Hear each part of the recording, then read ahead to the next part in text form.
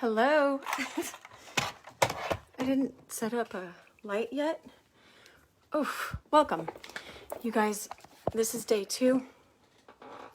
I look really yellow, so just bear with me for a second. All right, so we're on day 2. I'm not going to worry about there. Okay. My name is Dr. Cheryl Meier, and I am a psychologist for the past 20 years. And we are going over 20 ways that we get stuck in life and how to get unstuck. And there. Let's begin. I started yesterday. I'm going to cover 4 a day. This is what I plan. Hold on, my phone's a little crooked. I'm using my phone instead of my camera because I got to go right after this as well. I fit in an hour every day this week. So if you're watching this later, then just you have 5 hours total that you can watch. And it's like 5 hours of therapy. I can't call it therapy because I can't be all of your psychologist. Anyway, so I got this list. I was at a private Tony Robbins event that I can't name, but it's fine. But he wanted us to write notes like crazy so that people can learn, so that you can gain from what we learn, because we want everyone. I want everyone to be free. I was talking yesterday about how you're not meant to be stuck. When you're stuck in your life, then you're holding back the capacities in yourself, the abilities that you have to use the gifts that the divine love created in you in the beginning. You have these gifts, so you're meant to use them, to live in them, to celebrate them. But there's so many of us, because of our programming in childhood, our past, what we've experienced, that we just don't realize that we're spending, like, I'll share real quick what happens with my clients and what happened in my own life, because I know this from experimenting on myself, is that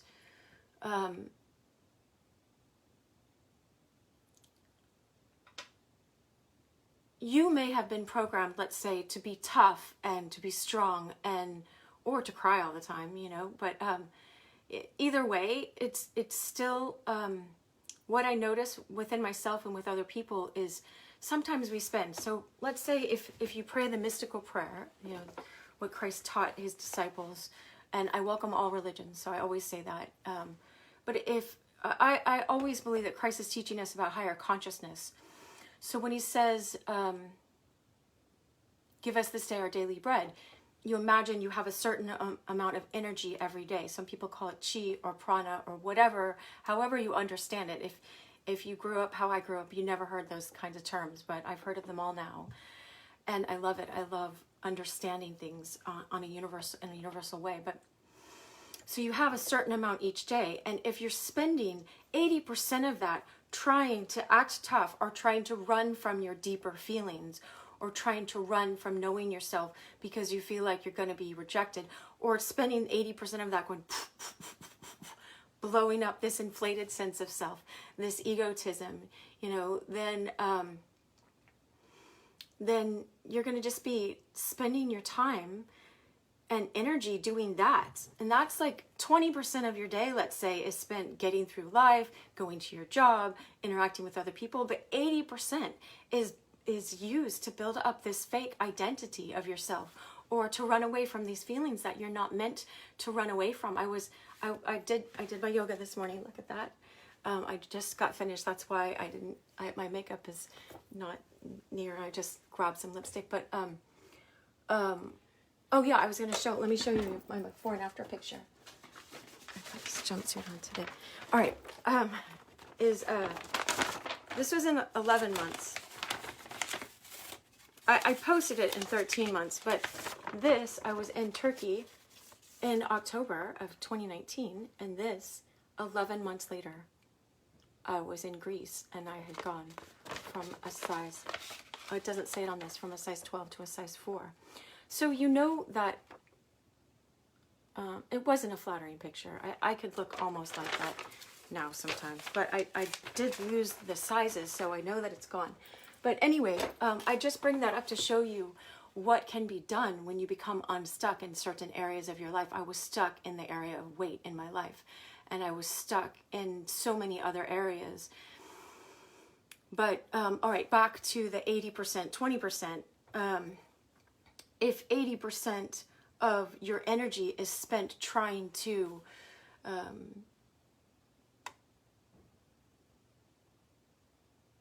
build up this idea of who you are, your identity within yourself, instead of knowing the real you, no wonder you're afraid of rejection from other people or afraid of abandonment from other people.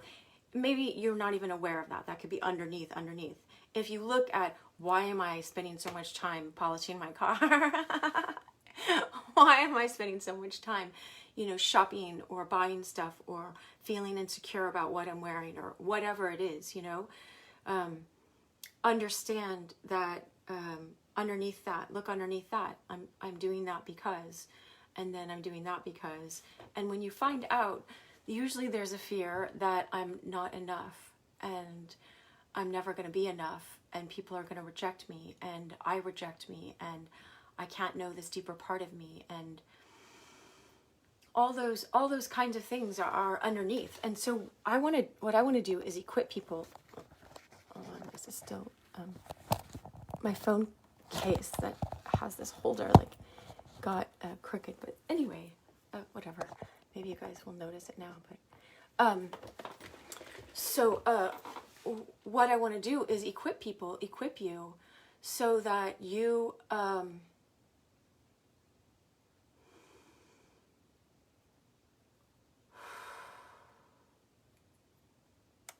so that you don't have to live that way, so that you can be strong, be powerful, be free, be yourself, not spend so much time and energy trying to prove yourself, instead of putting that energy into living in your purpose that you were born with, that you now some of that stuff will I love how Sage Robbins, I got to meet her this time. I mean, as she spoke and stuff, just from a distance.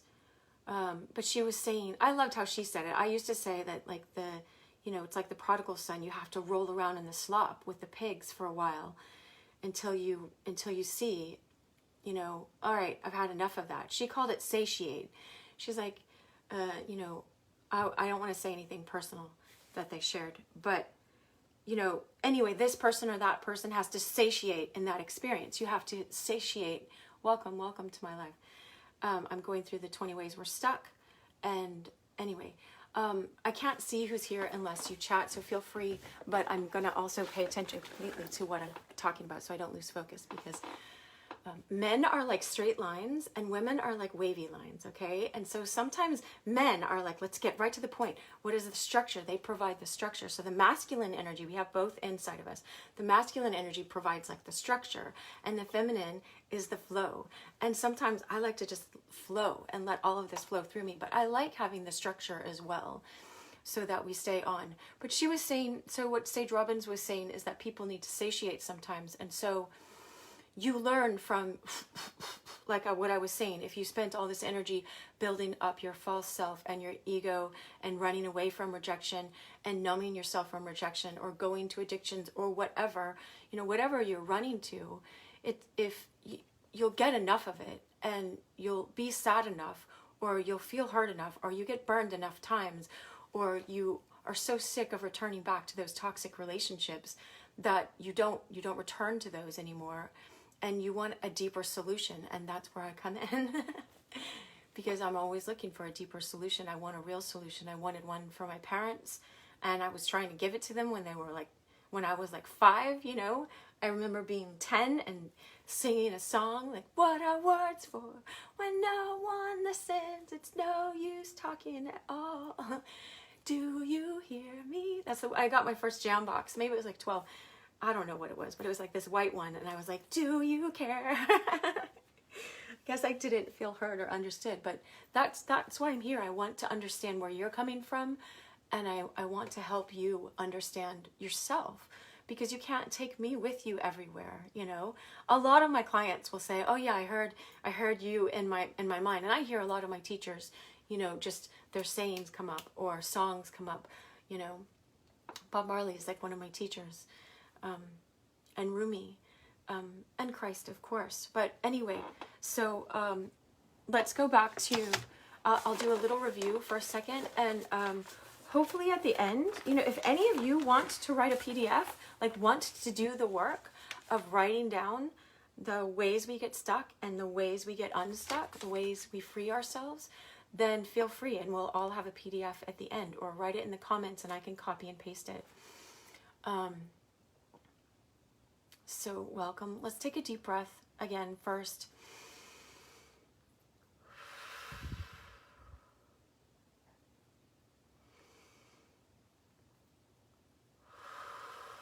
Feel yourself in your body. Feel yourself in your toes, in your calves, in your knees. This isn't anything strange. It's just feel like the saint said. He said, we're not physical beings having a spiritual experience. We're spiritual beings having a physical experience. So you're feeling like your spiritual body in your physical body. You're grounding yourself.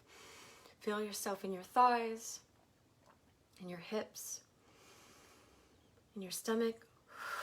Take deep breaths. In your heart center. Just wish love to 3 specific people. And then to the whole world, if you wish. The room that you're in, the country that you're in, then the whole world. I listened to this meditation and she says, you're in the world, but the world is also in you somehow. This is a mystery. This is a mystery. I speak mysteries, so don't expect to understand all of it. I don't understand all of it. Just wish unconditional love everywhere to all of yourself. Forgive yourself for everything past and forgive other people. Feel yourself in your throat. Know that your voice is a gift. Your tongue, your mouth is a gift. Relax your jaw. Relax your head and your face, and your arms and your legs. It's safe to be in your body.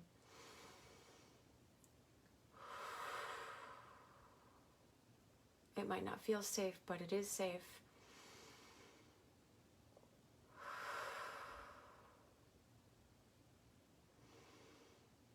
All right.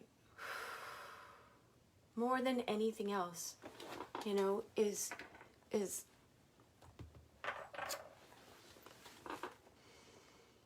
the being still.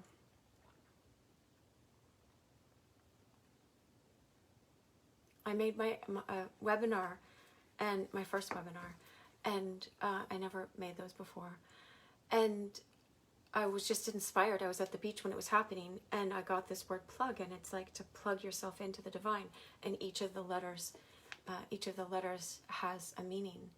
But it's like, I heard someone else say, it's like if you want to clean your house and you have a vacuum cleaner and you never plugged it in, it's like, what it can do something. It can look like it vacuumed the place. It can have the lines, but it didn't suck up all the dirt and make your place clean, you know?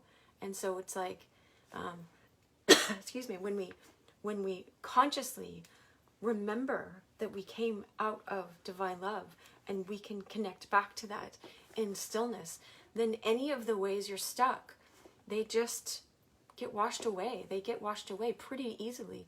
A lot of this is not about strategies, but it's about learning how to let go and be willing to let go.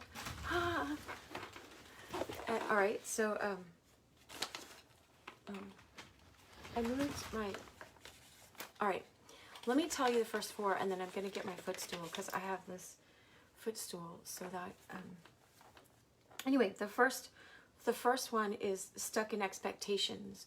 People get stuck in expectations, and remember, to expect is to wait, like an expectant mom is waiting for the child. You are expecting, so you're waiting, and whenever you put yourself in a waiting position, you're waiting for other people to do the job, and you get resentful, resentful. You keep sending resentment back to them. Resent, that's what I'm saying. You're resending the bill. Here's the bill. This is what I expect of you. Why aren't you giving it? You know, you can have high standards. I won't go into all of that. Maybe it'll come up in these next ones. But it's important to have high standards, you know. I have a Post-it note in the other room that says, kick rocks.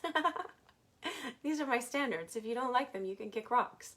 But it took me a long, long time to get to that. It doesn't have to take you a long time. I'm hoping that I will help you shorten the time by me putting this out here. Otherwise, I wouldn't be doing it. I'm not doing it for fun. It is fun, though. I love it. I have a Post-it note here that says, am I at ease? So Eckhart Tolle describes a lot in The Power of Now. He says to put those notes everywhere. Am I at ease? What am I holding on so tightly? How can I invite the divine into that? I was reflecting again this morning. I was thinking about David for a moment. He was a king, you know, and how men can walk in the kingly role. And what does that look like? And women, we can be queens. We are queens.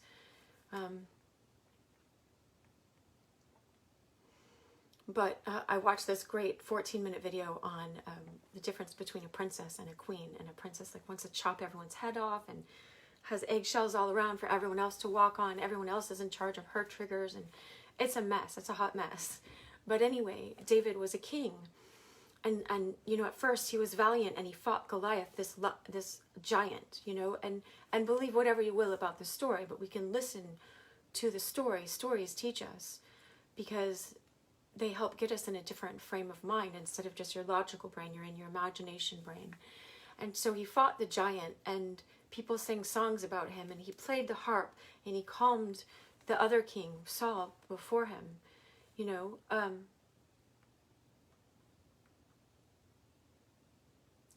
was Saul, yeah. Anyway, and he danced, like practically naked. He danced to celebrate because he was just in this ecstasy of power and love and the Holy Spirit going through him, I guess. You know, his wife was like, oh my gosh, what are you doing? His first, Saul's daughter, Michael. But then later, you know, it said when the kings went off to war, he wasn't for some reason. So he wasn't acting within his role as the king that he knew himself to be. I don't know why all this is coming up, but I'm sure it will mix in, and it's really important stuff. So he wasn't there with them, and he was always a warrior before and a champion and a leader, first in the battle, you know. And instead, he was on top of his roof, and he saw a young maiden, and she was bathing and whatever. I mean, she was married, wasn't a maiden. She was married, but he saw her and decided she was going to be his wife. And I feel like we can have a knowing about certain people, but just because you have a knowing, like I had a knowing the other day. My friend sent me a voicemail, and I was like, oh, someone's dead. Like, I was really, really scared to listen to that voicemail because I just had a feeling, and I was so scared that it was someone that I knew. But I was just like, I gotta let it go, and I was concentrating. I was committed to focusing on where I was at the time. So I waited, because that's part of the stillness, is practicing waiting, you know, being in this present moment, not rushing things. And I went over, even though, and I listened to the voicemail, and sure enough, he had said his dog, his dog that he loved so much had passed. And so it was really sad. And I was just reflecting. I was wondering why I felt that. Why I know. Anyway, that's what I experienced. I'm just saying what I experienced. You don't have to believe me or anything like this. But maybe this is why I'm on Awakening Intuition. This is why I created this. Intuition, Dr. Cheryl, Facebook, you know, so that we can be aware that you have an inner knowing that's deeper than your physical mind, that's more than that. They say you have like a mind in your heart that has neurons and stuff, more than your brain, I think. I don't remember. And then you have a brain kind of in your gut as well. a different kind of knowing there. But so he saw her, and then he took her, and he had her husband killed in battle. He tried to bring him home. But anyway, it's a long story, but needless to say, the only part that was coming to me really today was just, you know, I think it was Christ saying, you have not because you ask not. Ask and you shall receive. You know, when Samuel came, the prophet, to speak to David, and I'm speaking about mysterious things, so it's important you quiet your mind and don't worry about where this is coming from. Just look at the story.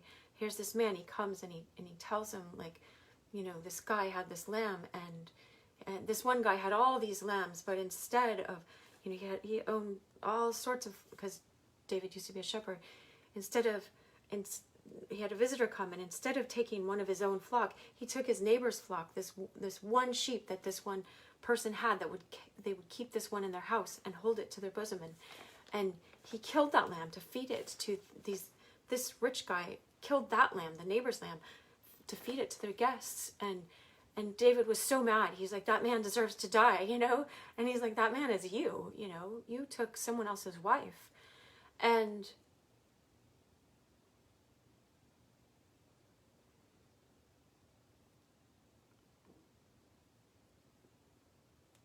it's coming up only because what I saw was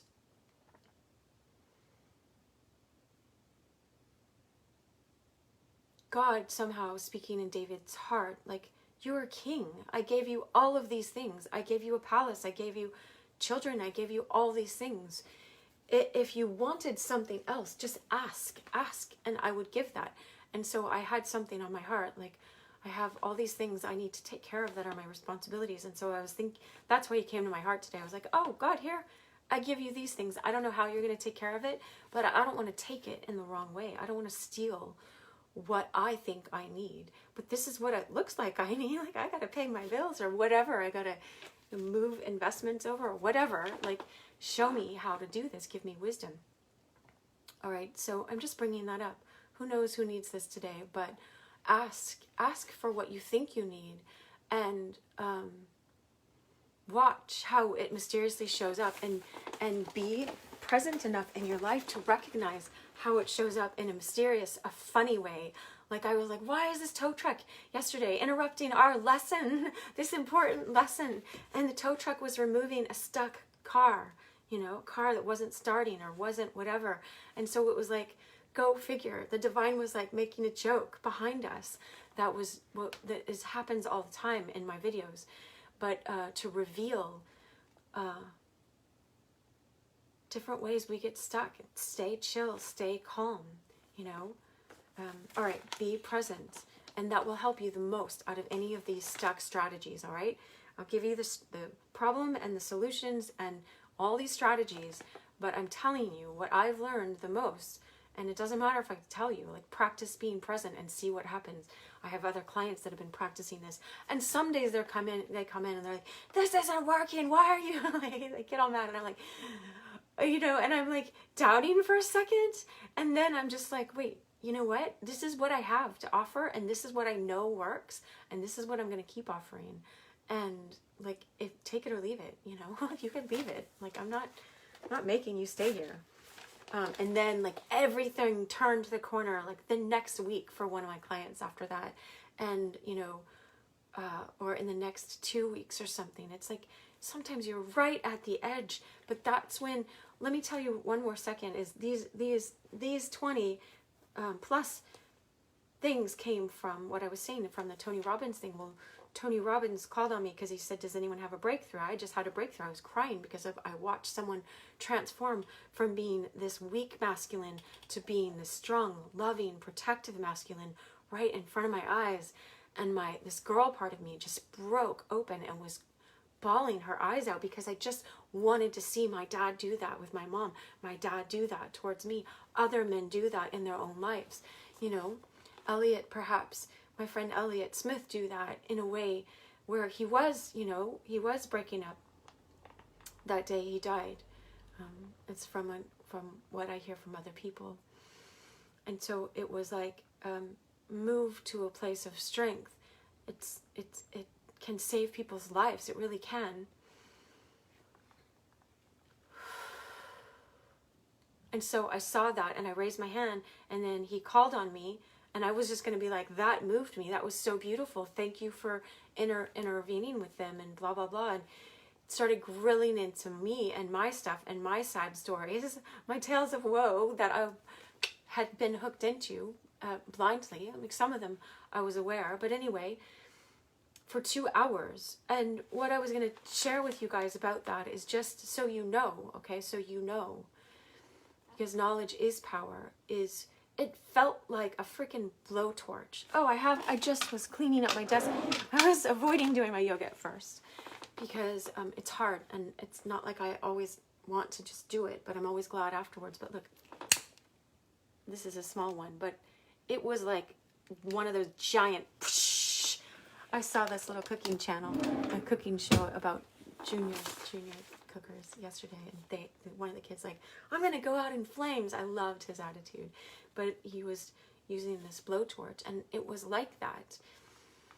So if you feel that sensation from what I'm saying, or you feel this, I need to turn this off, know that that's your egotism, and your soul longs for deep healing. This is why I go here, so that I'm not afraid to go here with you. I'm not afraid to go here with me. And this is why he has gone there, Tony has, in his own life. And why I appreciate what the interaction I had with him. I haven't even finished. I just started watching the I Am Not Your Guru day before yesterday, I think. But I got my notepad out. So I was taking so many notes. I kept pausing and I didn't get to finish it yet. I'm only like a third through. But I had never seen it. So I didn't know. Like, he was going to grill me. That was my first live event with him. But I wasn't going to sit down as long as he was standing. As long as a man was standing in his true loving masculinity and calling me on my stuff, I wanted to know it, and I wanted to see it, and I wanted to get to the other side of that. So this is the power you have, men. If you're watching this, and you have women, when you develop this strong masculine in you, because the lion part of me had to be there, and the lioness. And I had to go deep in this lioness, this woman, feminine, feeling my feelings, that I was so afraid. It's easier to talk about this rejection out here than to talk about the true fear I had underneath, and the sadness I had, and maybe anger, but the sadness was underneath that. Anyway,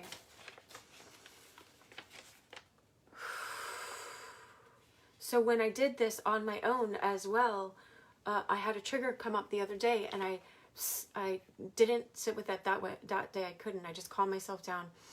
And then the next day I drove myself to the beach, and I sat with it, and I'm like, no, I'm staying here. I'm not going anywhere. I'm going to be the protective man to myself and say, it's safe for you to feel your feelings. Come out, I welcome you. I welcome whatever feelings you have. And then I got to these deep feelings again. And again, I felt like my mind was saying, you are going to die. Like, it felt like I was going to die to feel those feelings, because it just felt like I would be obliterated.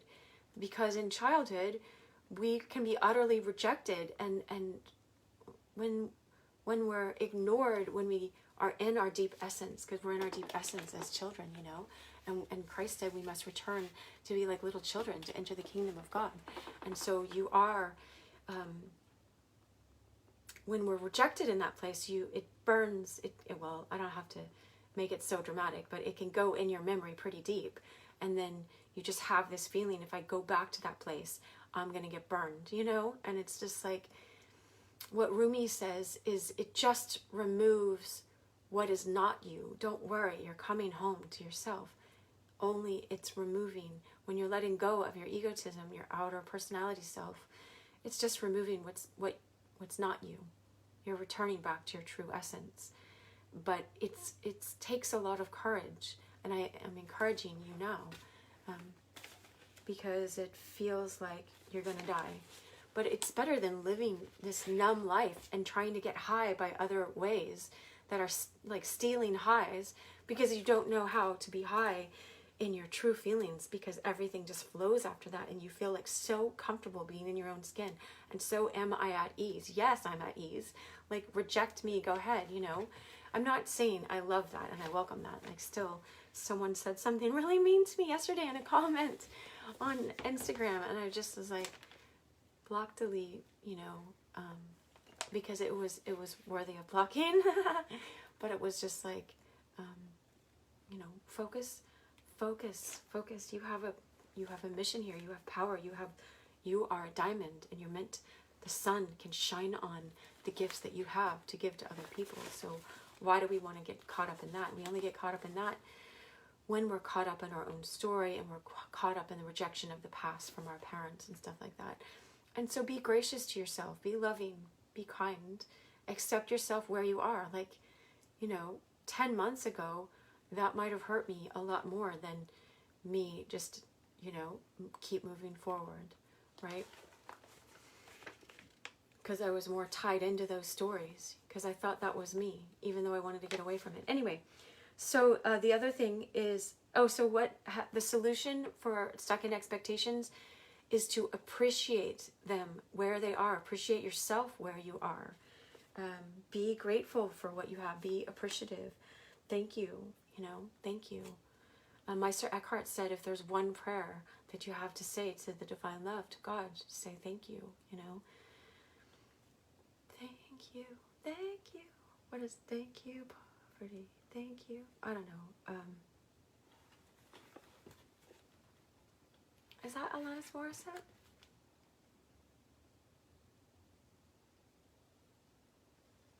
All right. I can't remember. I'm like seeing her face. I think it's her. She studies Byron Katie, which comes up in this, which is Byron Katie talks about the turnaround method. She has a thing called the Worksheet. And honestly, I found that a few years ago, and it was like, if you have any problem or judgment towards another person, the Worksheet, when you learn how to do it, it can turn around everything and help you see what is coming from inside of you that you're putting on this other person, so that, you know, she says it like you put all these, I have all these sticky notes in front of me that are like, be inspired, encourage yourself, you know, show up, play your guitar, pick it up and play it, but play life, you know. And so she says it's like you have all these sticky notes on these other people, and you've labeled them in all these other ways, and you can't even see their soul essence anymore. You can't say namaste. My soul self bows and greets to your soul self. I know you and you know me, you know.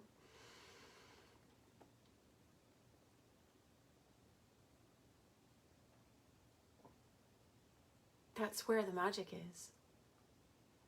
All right, so stuck in your head versus your heart. That was number 2. And trusting in this higher power. The heart knows the answer.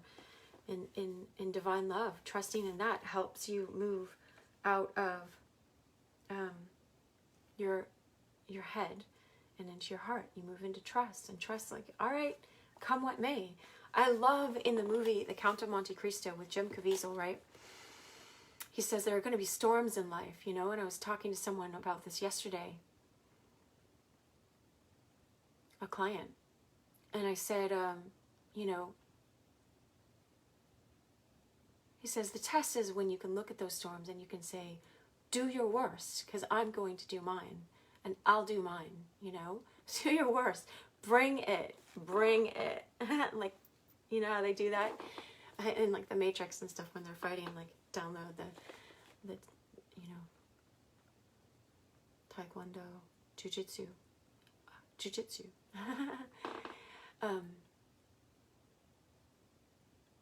It's learning how to have courage, learning how to be calm, learning how to have eyes like flint. There's a verse in the Torah or the Old Testament scriptures, however you call it, that talks about have eyes like flint, you know.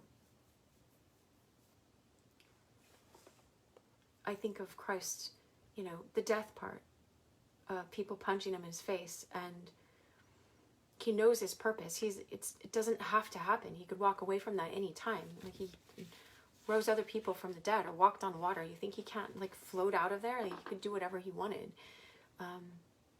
But there was a mysterious purpose that was higher, and he was yielding to that higher purpose. I kept thinking of Noah this today too, like building the ark, spending all this time. This is why I was like, all right, I'll just keep building the ark. Like, I don't know if the flood's going to come or not, but like, this is what you told me to build. So I'm going to keep building, and I keep building the content for us to have this love through videos, because I've received so much love through other people, and I want to give it away. All right, so stuck in what's missing versus what you have. That's the old stuck. Stuck in what you can't. And the answer to that is emotional flooding, stacking the positive. Look at what you have that's positive. You have this great teaching right now in front of you. Like, I'm not trying to be egotistic. I'm saying I'm hearing it as it's coming through me. And I'm like, thank you for this reminder. Thank you for this reminder. Thank you for that reminder, you know? Anyway, stuck in what you can't control versus what you can control. And so Tony's idea for that was shift your focus to 3 important things you can control. So look at the things you can do, because then you're going to be in your power again, and the flow is going to start happening again. It's like the engine go ch-ch. Oh, I went rowing. I was asked on a date this weekend, and so I went rowing with this whole group on an outrigger, right? We were all on 2 boats, 2 canoes connected, and we're rowing, and it's like when we stopped, finally we get to take a break. But when we started back up, it was so hard at first. But then when we're all rowing, it wasn't hard. But just starting that momentum is sometimes hard. And one woman, I was in a Zoom group with this group that I'm in, and she was saying, I loved what she was saying. She was like, sometimes you have to kick that wheel and kick that wheel and kick it another time, and it takes 100 kicks for it to get going, you know? But it's like, and it doesn't look like it's moving, but all those kicks gave it the power to start its movement. And so, like, do the things you are powerful about, and you know, try the things that you're scared of and seem hard for you too. But okay, so here's the next 4. I'm going to say them, and then we're going to get to the answers. Number 5 is stuck in right and wrong. You're insisting, I'm doing it the right way, you're doing it the wrong way, is usually the way we're saying it, or some part of ourselves is like, I'm doing it the right way. We're going to go, you know, get high on dopamine highs and watch TV all day. You know, I know the temptation of any of that, you know, because you're doing it the wrong way. Well, like, being self-righteous isn't right either, but being wise is, you know.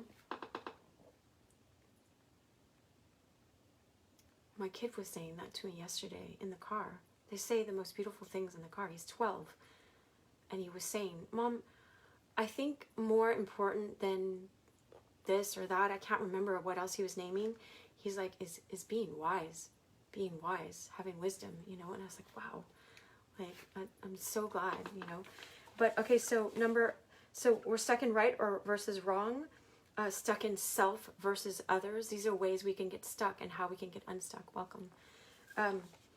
We get stuck seeking to be understood before you understand the other person. We can also get stuck in the concept of perfection, in perfectionism. And so,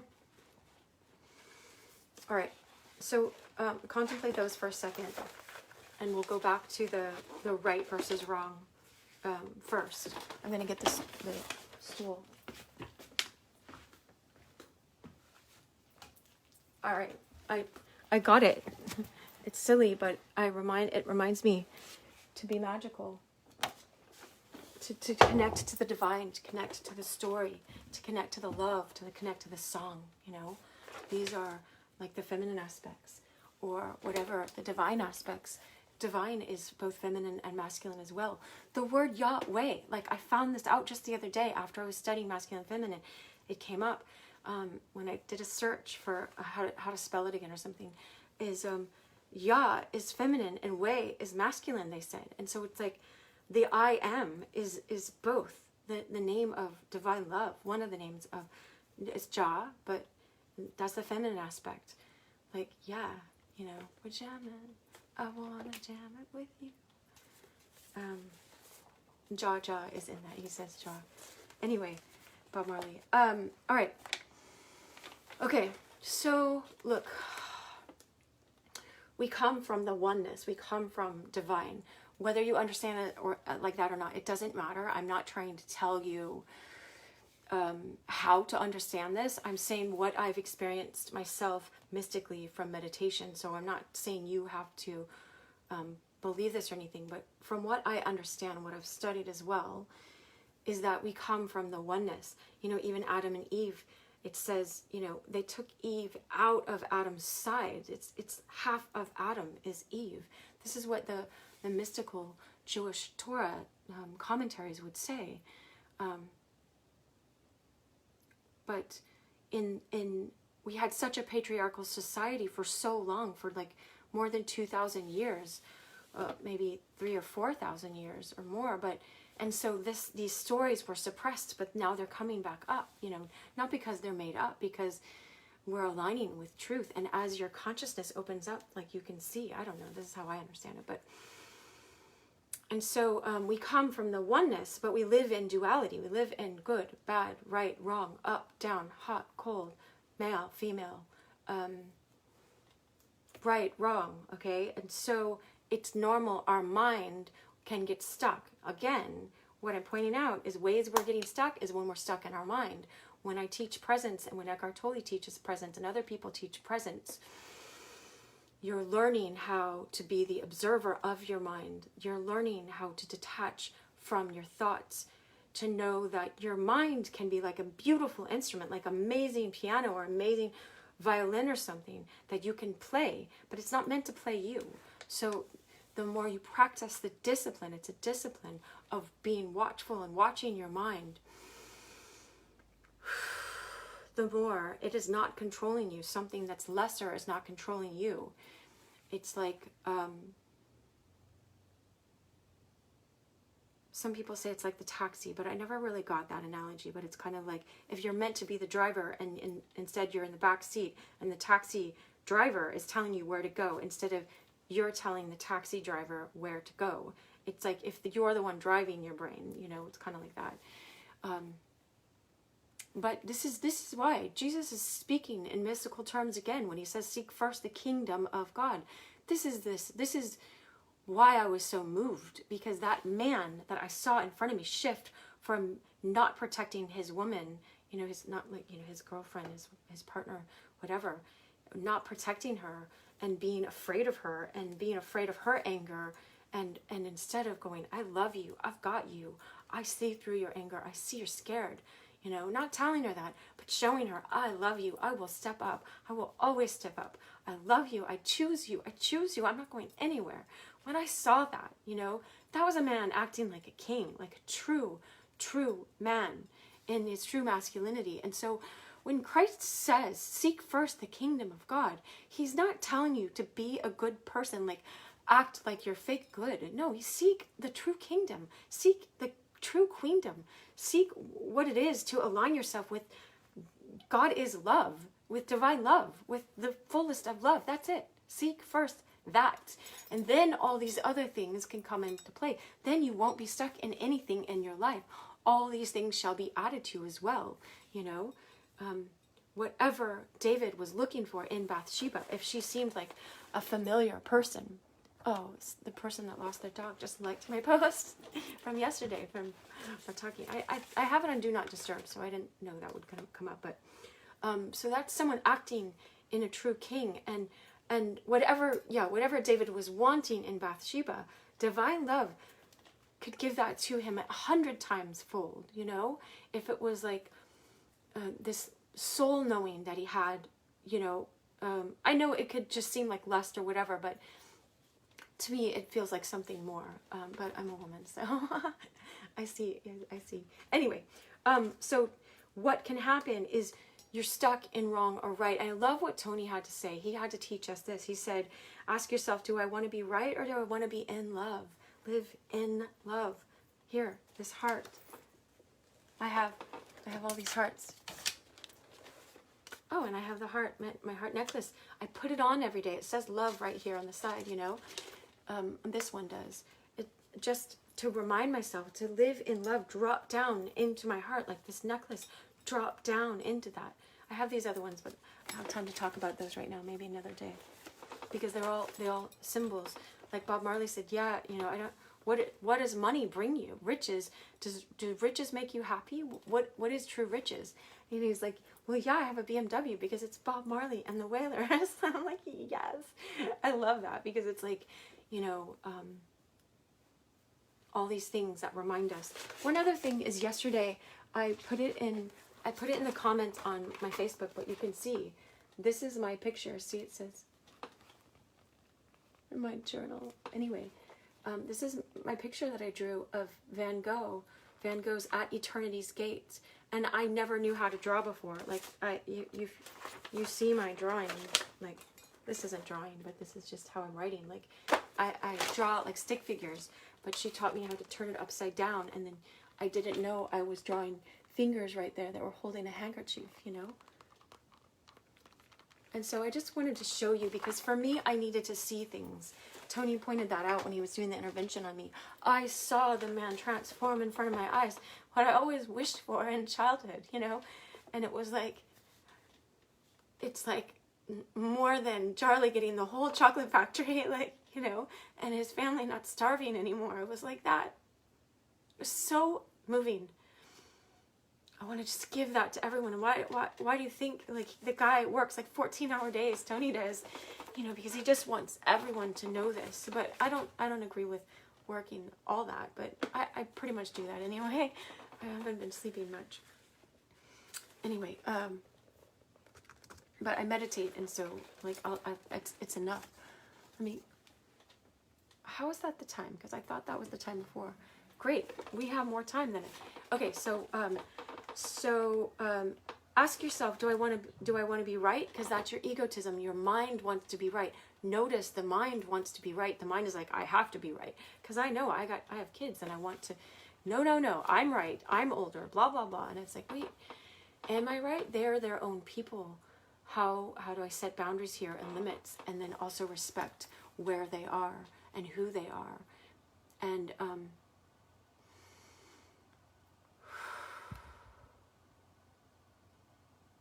look at what I just looked. This is what happens when your mind is in the vibration of whatever you're talking about, and your soul is in this restful place. I am so glad you're here. You have no idea. Like, maybe you do have an idea, but I have a knowing that just came to me again, that if you are here and you are drawn to my stuff and you are attracted to this, it means your soul is ready for this kind of stuff. It's calling you to that. And so otherwise it just, you would have shut it off a long time ago. But if you can only take it in doses, then take it in doses. Go on my TikTok, just watch a minute at a time. That's the highlights, you know. I have this quote. This is one of the post-it notes I have. It says, remember not only to say the right thing in the right place, but far more difficult still is to leave unsaid the wrong thing at the tempting moment. So we're just talking about right or wrong. And so let's just hold your tongue. You know, sometimes it's important to seek first love. Seek first the kingdom of divine love. Align yourself with that. Because what does it matter? What if I'm not worried about anyone rejecting me or abandoning me, because I have this strong king man in myself, you know, like the Lion King and the Lion Queen, you know, and I have both of these in me, then it's like I've been in training. I didn't know. I thought it was just making an arc, but it's like divine love has you in training. So you are impervious. You become impervious with the help of divine love. I'm not saying in yourself. For people that will come and try to sell you out, and you would sell out for stuff that you won't go for that, because you know, I'm like, pray for me because I have some videos about how easy it is to sell out. And anyway, so ask yourself, do I want to be right or do I want to be in love? It doesn't mean don't have standards. It means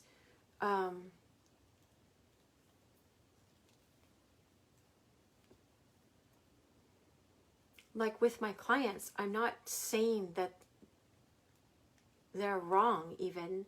You know, I asked myself, wait a second, you know, how is this showing up in this person's life? You know, how can I help them see how it's showing up? But so I can have a standard and say, well, this is what I offer here, and if you don't like it, you can leave, but I don't have to say that they're wrong to have left, you know.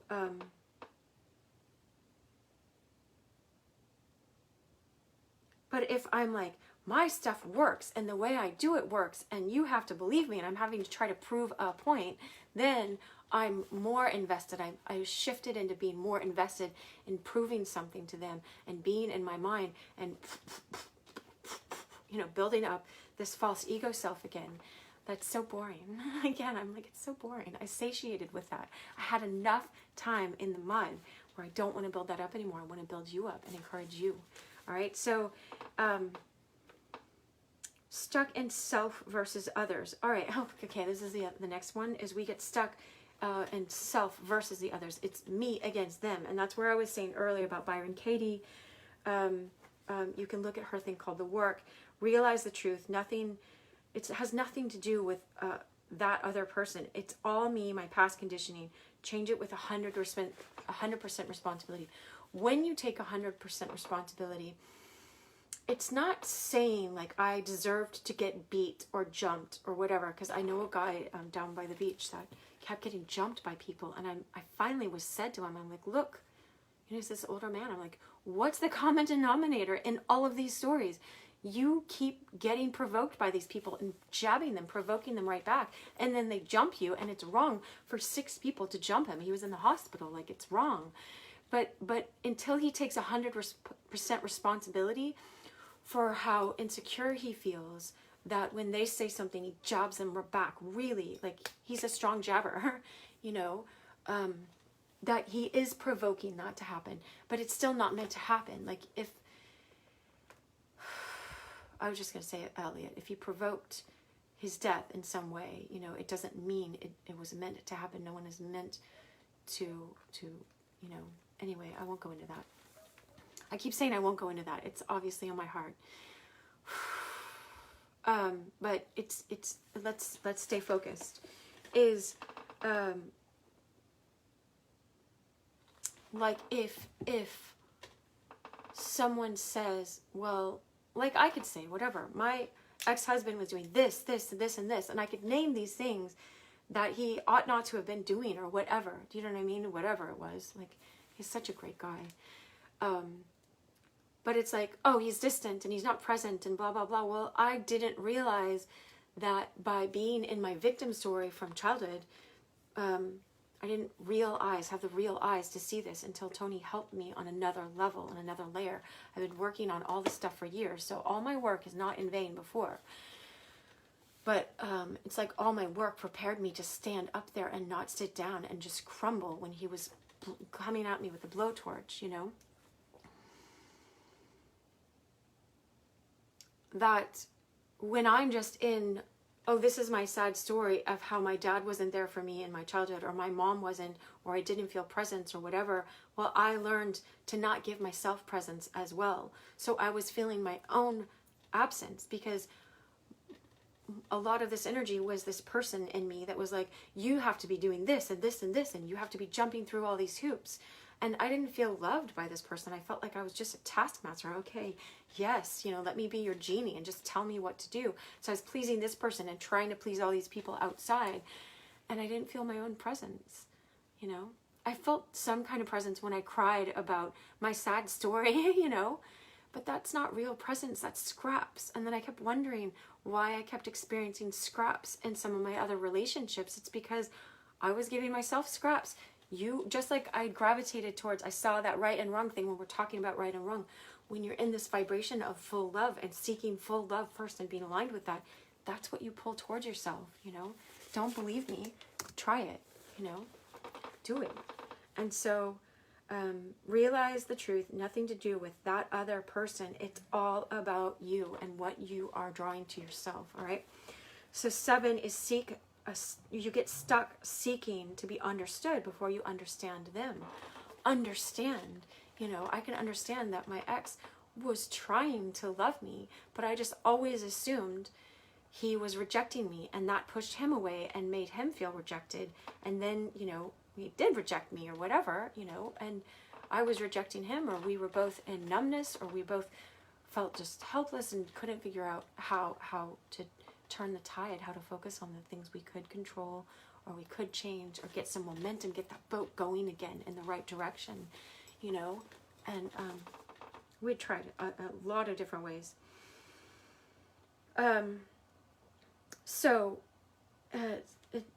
Tony's answer here is reverse.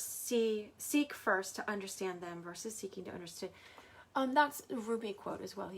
I think it's Rumi. He says, seek first to understand.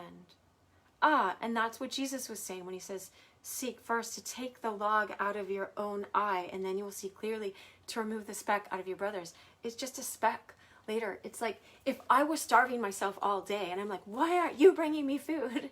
You know, it's like, once I have like good nutritious food and it's flowing and I'm paying for it, and I found a job that's paying for that, and like all of that is in flow, then it's like, why do I care if you're bringing me food or not? You know, I'm not letting you off the hook, like if your job to bring it for everybody or something, but I'm not coming from need anymore. I'm not coming from, I hate you, I'm hangry. It's like, stop living your life hangry, you know, and know the love. Be in the love. Be in love. And stop trying to be right and wrong with yourself. Accept forgiveness. That's just pride. That kept coming to me this morning, is like, I wasn't forgiving myself. Forgive me for my past. Forgive us our trespasses. How we owed a debt to love and we didn't pay full love. And how others owed us a debt of love. Their debts to us. Forgive those. Bring those up to God. You don't ignore them or excuse them. You surrender them up to divine love and say, hey, I need the love that, are you like up and up? Yeah, I'll show you. Look what I said right when I said love. I look up, I have this box with all these hearts in it, right? Okay, so, all right, we're going to wrap it up. But, bring all of this to divine love and ask for the love to come to you in a different way, and it will come by you waking up to this power you have to be a loving influence towards yourself and towards other people. So seek to understand where they're coming from, not to excuse toxic behavior again, but to understand that I put a bunch of sticky notes on this person. I wasn't seeing their true soul essence anymore.